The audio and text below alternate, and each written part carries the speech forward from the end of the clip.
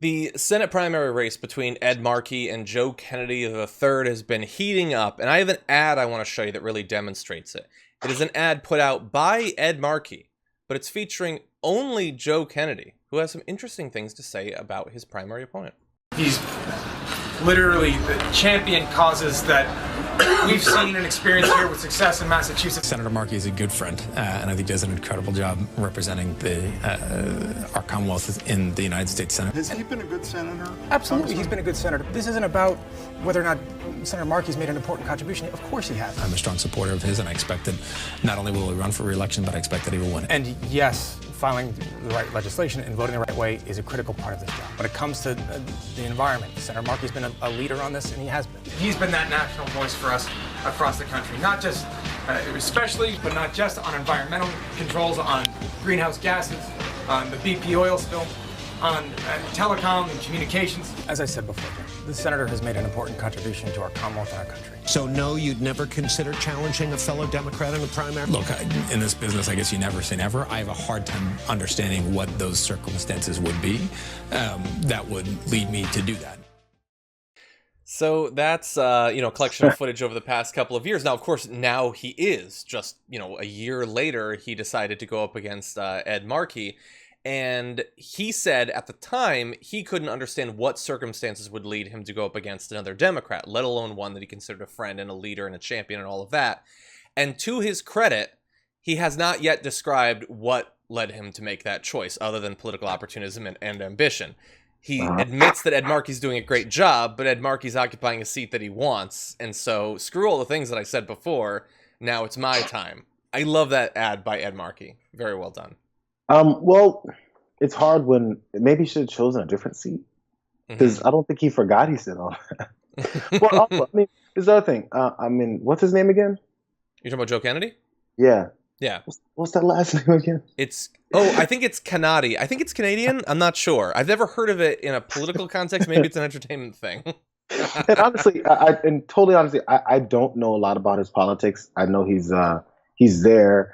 I've heard from him. I just don't know where he's coming from with a lot of things. So as far as whether or not it's a formidable challenge or a good one or one that's going to actually help that seat and the people that it represents, I'm not sure. But this is the one thing of that whole thing that maybe they shouldn't have included was when he said, "You never say never in this business," which means, of course, it's possible at any moment, because it's business, first of all, not politics, not in representation, not in actually doing something for people. It's in a business of moving up. If you want to get a promotion, if you're at an accounting firm and you want a promotion, you may be friends with Jim on the second floor, but if you can take his job, you'll take his job. That's really the way this is.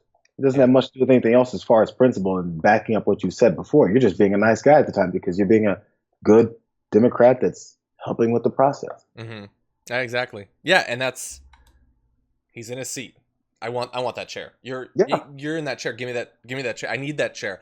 I don't care about it. I don't care about being senator. I'm not interested. But there's another chair I really want, and this chair gets me towards that chair. That's all it is. And it's a career. It's a career. It's a career.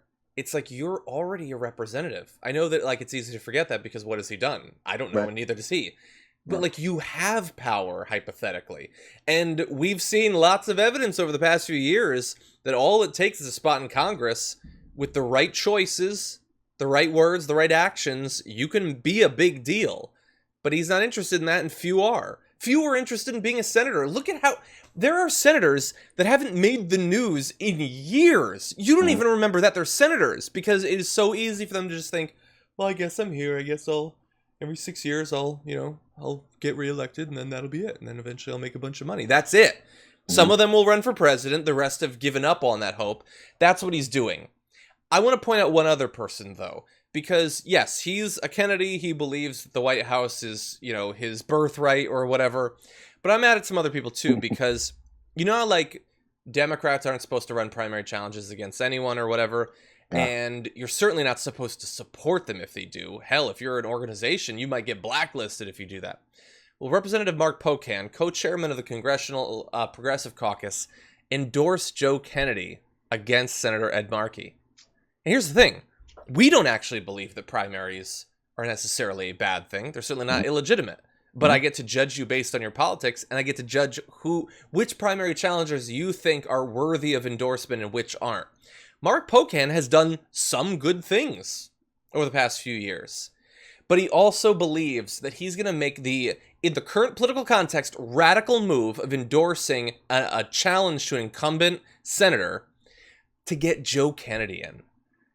To get Joe, who thinks that he's more reflective of the Democratic Party today or where it's going. Nobody actually thinks that. But what Mark Pocan seems to think is that Joe Kennedy might be a big deal someday. He might run for president someday. And if he's given him endorsements early on, hey, maybe that's not bad for Mark Pocan. Bad for everybody else, but maybe good for Pocan. And it's back to that career move. Pocan wants to get on. He's like, oh man, Kennedy, everybody's going to vote for him.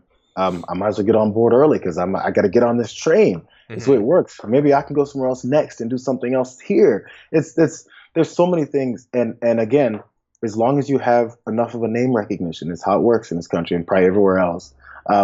You get a chance no matter what else. So again, don't back off of being okay with primaries. I don't think anybody's necessarily doing that.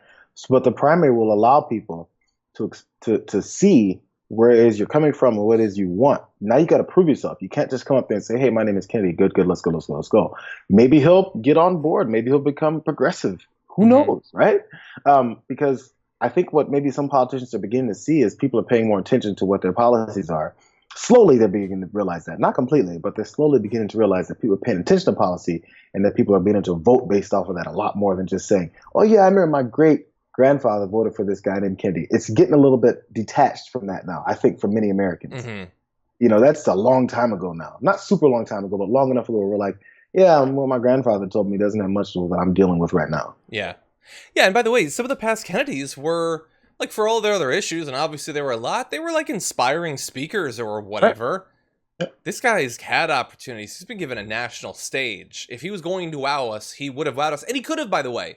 He could have made the decision at 20 when he was already planning to be president someday. He could have taken a look around the country and thought, I know where the country is going. I'm not going to just be one of those, go along to get along, following the donors, corporate establishment Dems. He could have chosen to use his name and the platform it gave him to be a true progressive. Hypothetically, imagine the power of that, how far he could have gone. But he chose not to. And so this is the response he's going to get. Yeah, well, we'll see if he switches back. Or not back, but switches. Well, if he does, we will remember. But we will see.